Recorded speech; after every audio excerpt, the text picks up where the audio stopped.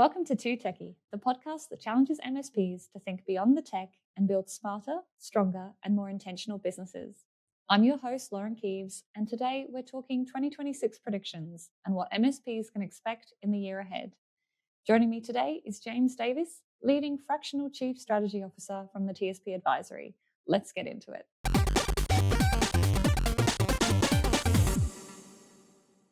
Welcome back, James. It's good to have you again. Thank you for having me. At least I haven't been booted off yet, so we'll see how this session goes. Yeah, we'll see. This could be the deal breaker here, but this time we are going to be talking about 2026. It's the start of the year, predictions for what's upcoming, as well as what we know is coming in the year ahead, and how partners can plan for it, and strategies they need to put in place now, and stop delaying, stop procrastinating. So to start off, the hot topic is cost optimization. So partners we saw last year got questioned and challenged quite regularly around the value and the cost and the ROI on their tech spend.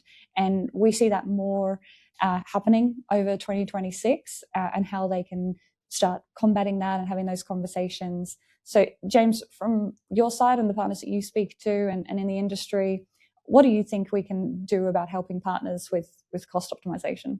It's an important topic, and I think it's actually what I'd hang my hat on as a go-to-market strategy for the year as well, for multitudes of reasons. Every partner, from the big end of town to small end of town, they're all having these conversations in different ways, and it's really not a surprise when our economies are a bit tight and people are just overspending on technology. Let's be honest as well. So for a lot of partners, they're not used to these conversations. They've always sort of been questioned on value in different ways, but legitimately the clients are getting more savvy around what they're doing.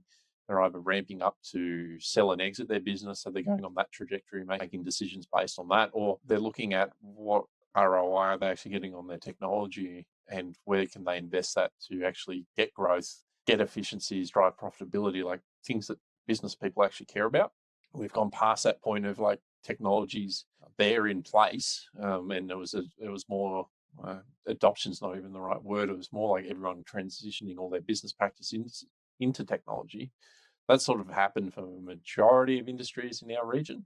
Now it's like, how do we actually leverage it for real business outcomes? It's the stuff that we've been talking about as an industry for a long time, but now as technology is democratized down into the SMB space, plus the demographic change of leaders and stuff, that point's actually hit. So this cost optimization question has multi prongs to it. And to actually answer your question, the challenge of the value around what the traditional partners and their traditional offerings are becoming more and more, and it's something I've predicted for many years. You've had to listen to my rants a lot, and most people watching this know I've been saying this, but what they're really questioning is support. Do they actually need the support that they're paying for? So that blanket $100 a seat sort of average that we're getting support probably aren't ringing up as much as they used to, and they're probably questioning if you've actually played a part in that. And to be brutally frank, most partners haven't been doing much better overall than what they were doing 10 years ago. The technology's just gotten better. The fact that the clients are all on M365 instead of on-prem file server infrastructure, the fact that networking equipment in general is better in the SMB space, and we've got less on-prem and it's more remote. The applications aren't as clunky and we don't need the application servers anymore. We're running with SaaS.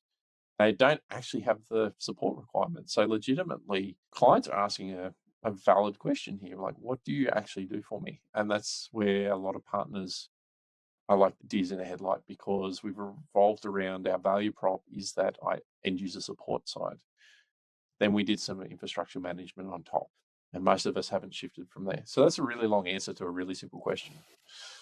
No, all valid points though. And another thing would be, at least from my side, when I'm talking to them about marketing and they're having that kind of conversation and they're going in, and I'm not saying they need to necessarily cut costs. Again, they've got a lot to answer, based on the things you just shared. But if they are firm on what they're charging and that is a fair price and they're providing value, they need to be able to articulate it. And that's another area that they stumble and fall down.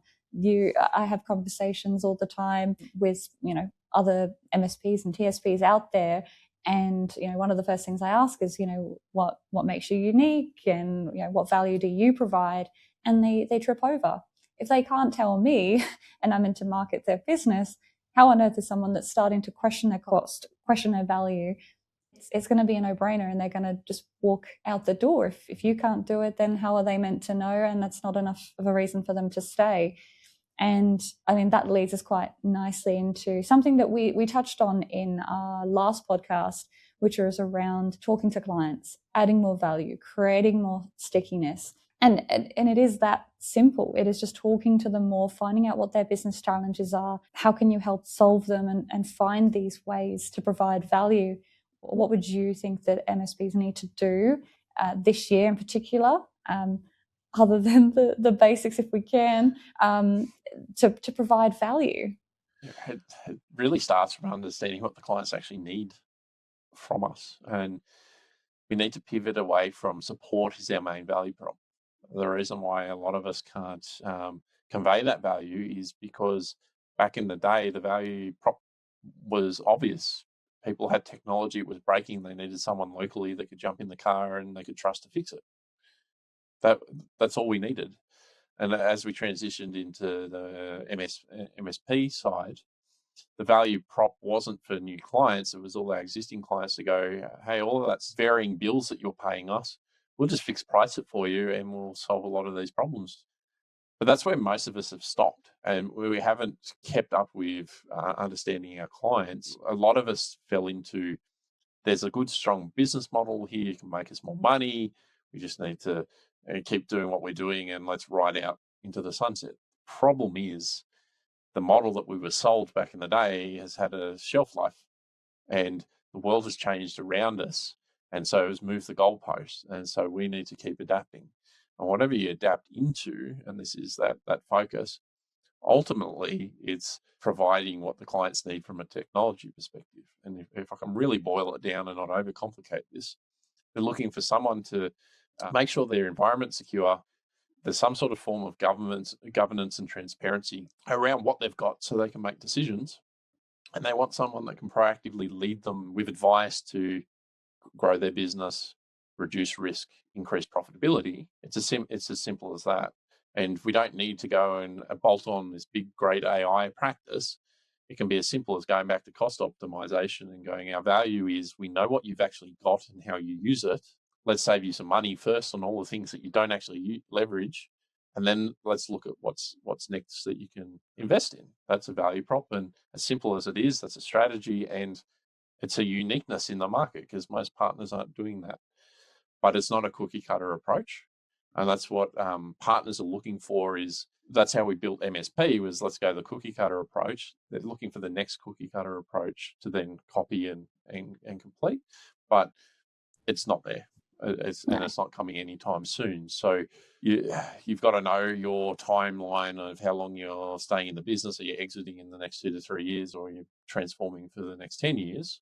That dictates what's next. But ultimately, it's going back to the client, understanding their modern technology and what their challenges are, and then reframing your services and solutions around that. Yeah, it's very much a one-to-one engagement or a process that they need to go through to understand that client on a personal level and know what's happening in their business. And I can liken it to some of the queries, or when I see others in the market trying to take their marketing in a very spray and pray approach. It's not as effective. I'm not saying it doesn't work. It's not as effective. And if you channel it and it's targeted towards the particular industry that you're going after, or if you're doing strategies like account-based marketing, where you are trying to understand the particular businesses that you're after very specifically, what's happening in their business, what's happening in their industry, and really trying to connect to them on a one-to-one. And I really like what you said there about actually being the ones going to clients and saying, hey, let's look at your tech stack. What don't you need anymore? How have things changed? What are you looking for? So we can shift the budget, rather than the conversation being led by clients coming to you asking where we can cut costs, they will value you a lot more if you're the one actually starting that conversation. It'll actually probably knock them off their chair, to be honest, because they won't expect it. And that's what's going to create that stickiness and provide more value, and that you actually care about their business. There are so many saying that we care and that we do this, but then you're taking the cookie cutter approach, whether it's with your services or whether you're trying to go out to market and it's just, rinse and repeat. That's not how the way the world's going. People are looking at, whether services or marketing, anything, they're looking for that hyper personalization to feel understood and have their challenges answered. It's very much that decision of being more personalized or going commodity. And the fact is that us, the average partners, cannot go commodity. Can't get enough volume and scale and operate that way. And we don't want to. We want to be engaged in those relationships and those partnerships. And so we've got to leverage that and throw out some radical ideas here. Some of the partners I've worked with have realised clients are challenging on the support, and they've owned up and gone, yeah, they're probably right. It isn't that valuable. So let's automate and create as much self-service as possible, and let's remove that from our baseline offering. Let's just provide management and cybersecurity by default. And then if they want support, we charge them by the hour, or if they want a fixed price, that they can. But they're getting traction in that space because all of a sudden they're opening up their clients to go, actually, no, we're flexible. We're heading this way. You've got an option, a clearly understood option at that point. Like, I'm not a person that likes to give people options because most people are, especially in this space, people aren't savvy enough to make the detailed decisions. That's why they hire us. They want us to help them through. But whether you pay by the hour, or whether you pay fixed price support, clients understand that very clearly. And so that's already starting to break that sort of rigid approach that we were sort of brought up on the MSP space of, this is my rigid stack, everyone needs to be in this 100% or they're not a client. That's not what modern clients want.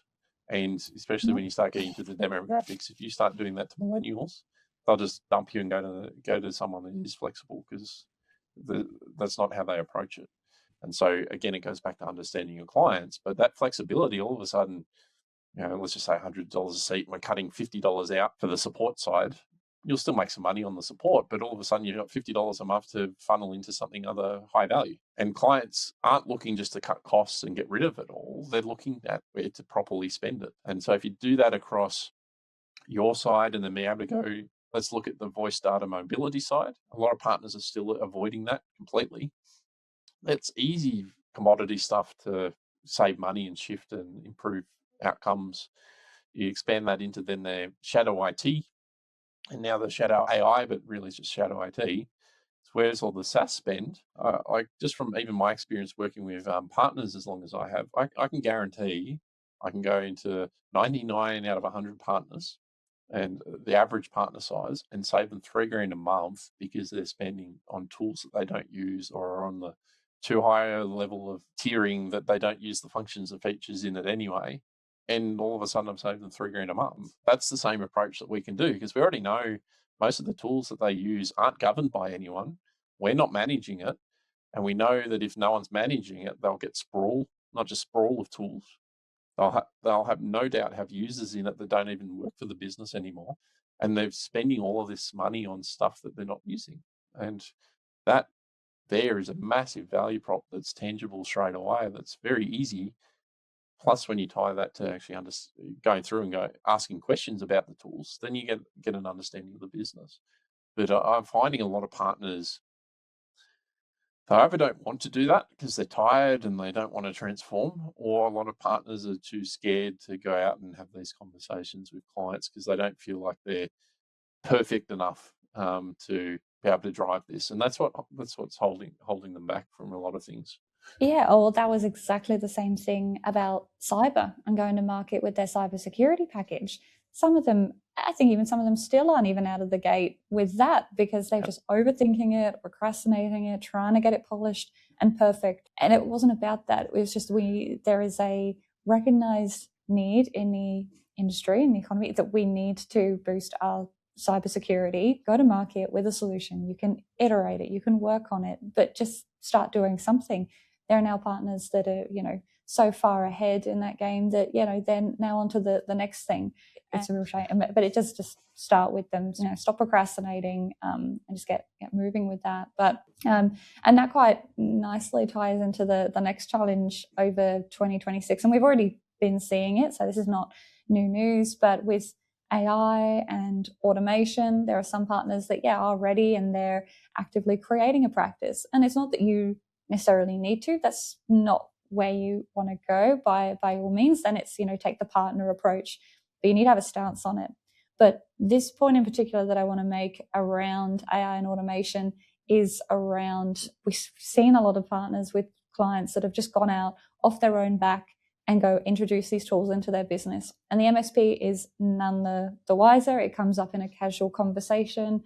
Oh, hey, yeah, I thought my sister's son has created this tool and I want to give it a go. Or there's, or they're just going out and shopping for themselves because they're trying to solve their business problems by themselves. They're asking for help, but it's being disregarded or pushed to the side because you're so focused on, delivering that, that stack without having those conversations and learning more about their business challenges, thinking a little bit more about the client.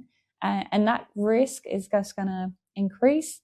And so if the MSP can be the one that's driving that conversation, hey, I know you're probably interested, and you want to explore this, whether you've got the practice or not, whether it's a data governance conversation, whether it's a, hey, we offer this, we can support you with this, whatever the conversation is, you need to be ahead of it and be part of those conversations. But unfortunately, and it's interesting that your clients, and this is a point you made in a previous podcast, if you're saying you've got such a strong relationship with your clients, why are you the last to find out? Why are they not thinking, hey, this is a technology tool we're integrating in our business?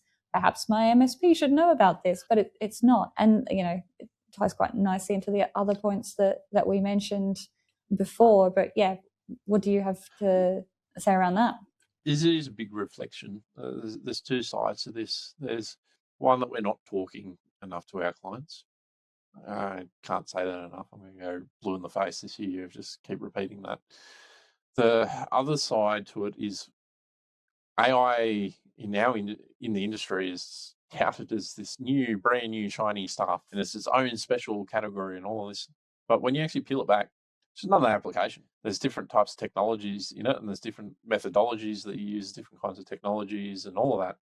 But at the end of the day, it's just application. It's just software and hardware. Like, that's all it is. So why are we treating it any differently? When you think of it like that, especially, it becomes even more ridiculous why this is so difficult. But we've already trained our clients for the past 20 years that we don't do application support and we don't touch those third-party vendor IoT devices and things. So every time they've rang in the past 20 years, they go, oh, my MyOb isn't working, outside of us driving the updates for them. We've gone, oh, we'll lodge that with MyOb for you, or go call MyOb yourself. Every time they've come to us and go, we're looking at a new CRM or ERP, back in the day, it would be, oh, what are the specs that the company's telling us? Yeah, we can quote the infrastructure for you and we'll give them access. We don't want to know about the software. And so we've done that for so long that now all our clients are looking at the application layer. We've trained them not to talk to us. So in their brain, you only deal with our network, our infrastructure, our desktops. You don't want to know anything. You've already eroded your potential value by the way you've changed. And you're not going to change that unless you actively go out and be visible in front of your clients, telling them these things. Being passive and waiting for them to go, oh, we need to have a discussion about AI. They're not going to come to you. They're already going out and doing their own thing. And if they need more help, they're just going to go to a more mature partner that is visible in the market, that looks like they know what they're doing, rather than give you an opportunity, because they've already seen it as they've given you an opportunity. They've been waiting. People are so busy. They're sick of thinking. The mental loads are huge on business leaders in our industry and our clients. The person that is in front of them leading the way, that's who they're going to follow. They don't need more work to go, I think I should go talk to my MSP because they might be able to help me.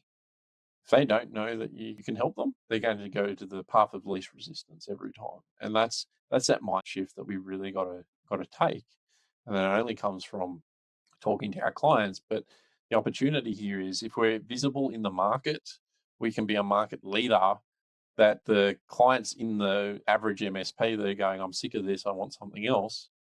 We're the people that they see and want to come talk to. And that's what's missed in a lot of this thought process that's going on. Everyone's disconnecting our existing client base. It's very much just seeing it as that traditional rigid tech stack with white space rather than a solutions portfolio and being more fluid and flexible. And they think they can just dump out some random marketing and they'll get leads of people that want to buy, but it's missing the connections from all sides. Like at least even 5 years ago, we could get away with not being very good externally because we had a right client base. The problem is those goalposts have moved in our client base and we haven't realised. Yeah. Well, the next topic is something that, again, another thing we've seen happen over the last year, and we kind of expect it to increase more in 2026, is that the more mature businesses as well, when they are looking at their costs and they're making decisions in where they invest and the value, it all ties in nicely. They're actually considering and looking at bringing in IT managers. And traditionally, partners have always been a little bit hesitant, some more so comfortable than others, and seeing the benefit. And with having an IT manager in the client's business, it does present both a risk and an opportunity. What would you say to the partners that have traditionally kind of shied away, and it's been part of their sales qualification process to not engage with businesses that have an IT manager? If this is now going to become more of a norm and businesses are looking to do it more, how can we help them shift their mindset and see this as more of an opportunity and also mitigate any risk? It's an interesting one because the MSP, we back in the day, we were very clear on we wouldn't do co-managed. It wasn't our space. We weren't built for it. And there's clear partners that are really good at that and they really suck at owning everything. It is a risk and a threat. And we will see probably IT managers come and go in different ways, but I'm predicting more what we're going to see is a lot more of that fractional CTO as more people sort of get sick of the enterprise space and they realize they can come down into the nice SMB mid-market and they can make as much money, if not more, by working with a few clients and spreading themselves around. We're going to see a lot more of that because the clients know that they need advisory level help, and most people, it comes down to sort of philosophy. They already know they want it on the internal side rather than outsourcing. And then once they're outsourcing, they'll have a clear delineation between they want that boutique, smaller company that they know everyone in the business, or they want to be a smaller fish in a bigger pond and feel secure that way. And you're not going to convince them to change any of their philosophies. We never have. But partners are going to have to realize as the world changes, they're going to have to work out their models. And they're going to have to be a lot clearer on working with others in the space. And they probably are going to start to end up reporting into CTOs.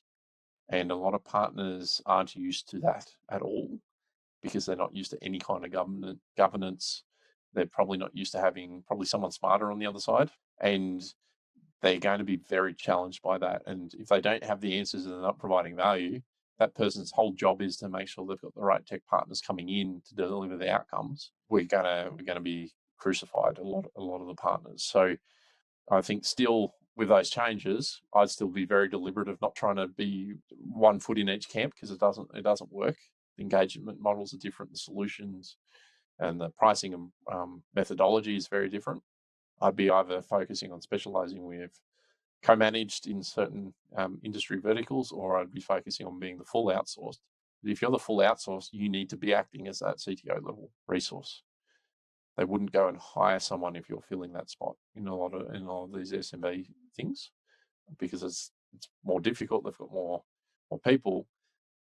But that's where we need to start thinking about where are we actually coming in at the level and the clients, and what do they need? What are they willing to pay high margins for? Exactly. And so, I mean, in summary, I'd say 2026, there's going to be a need for quite a big shift in mindset, reevaluation, restructure, just stopping and pausing and thinking about the business, their model, how they're going to provide value, how they can kind of address some of these challenges that we've discussed today, and make 2026 a much stronger year, and be really deliberate about their approach and how they want to go to market, how they want to build their business in all areas. So I think, there is a big need. And I know you've been saying this for ages now, be clear on the path. Are you ready to transform or exit? Stolen your tagline there for a second. There is a massive need for businesses just to pause and think. But if you were to summarize, just to end on a final note, what they need to do, the top 5 things, or give me the hit list. What should they be doing right now to have a much stronger 2026? They need to have a strategy first and foremost. When everyone hears strategy, they think it needs to be the big thing. It's not. It's like some of the conversations we've already had. Are we only focusing on doing full outsourced? What are our ideal clients? What are our core capabilities that we're focusing on? What are the targets that we need to hit over the long term? Like that, in essence, that's what a strategy is. And then they need an action plan of what are the core things that they need to do, and then execute on them. Everything else flows off the back of that. It becomes so simple when you know that. The clarity you get, you're not running around with a strategy of the day and hoping that tomorrow is going to be better. You then get focused on it.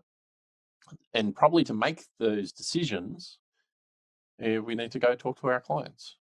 Get our finger back on the pulse. Stop looking internally to the industry, because most people don't have the answers. I'm a loudmouth. I share a lot of insights and stuff.